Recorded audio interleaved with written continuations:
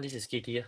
So today video is about the trades being placed from November 3 to November 8, 2025. It's a summary of the trades and the overview of what has been performed. So basically this week felt like breathing in a slow motion here because we are collecting premiums from short puts and covered calls for different counters. And then we also rebuilt hedges and also restoring some convexity here.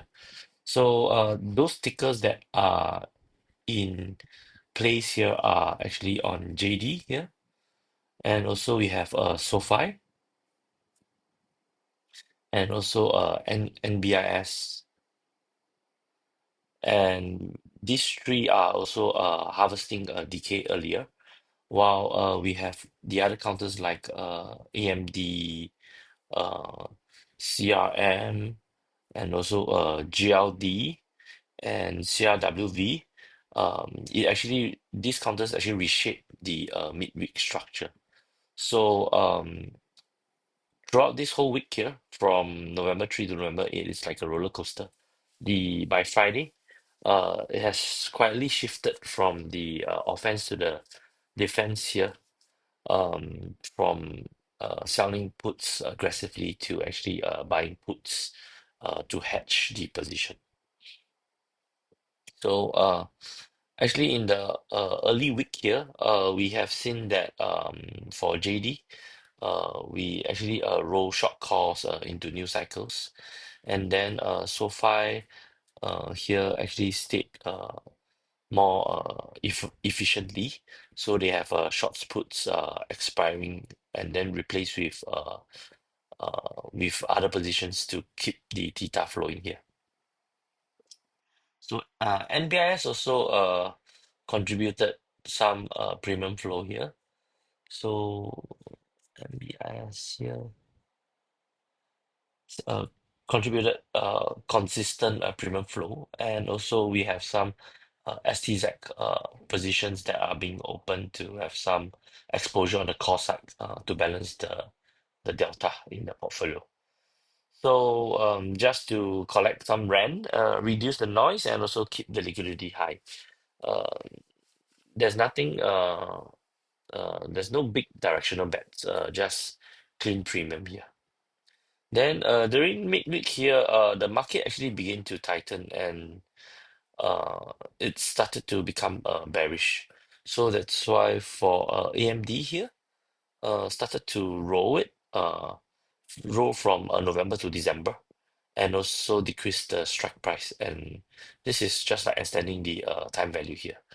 And same goes for GLD also. So the intent for GLD is also the same as AMD, pushing the protection further out and also converting the short-term gains into a long-term stability situation. And I also adjusted CRM call ladders to match the new volatility zones. And for NBIS here, I also re-centered it puts closer to the fair value, which I think it's a $100 strike price is the fair value. And CRWV actually was very bearish. It's like a rebuilding of this ticker just to have a clean re-establishment of upside exposure after prior cycles matured here. So it's just basically alignment, just keeping the system coherent with volatility. So towards the end of the week, because by Friday the tone shifted, market starts to become bearish. So the portfolio is back into protection. Added CRWV and AMD here. AMD the puts expired this Friday here. So next week probably will need to put in more puts to hedge. And also GLD puts are also going to expire next week, so probably have to put in more GLD puts here. So and also Poet is also tanking here, so have to decide to see whether for Poet is it going to rebound or is it going to go downwards, and then we need to put in more hedges here. Yeah. So overall, the flow is still positive here. It's still a net credit for this week. Yeah. And a lot of positions are rolled further into expiration and also decrease in the strike price, so that we have the lesser probability of the options being assigned here.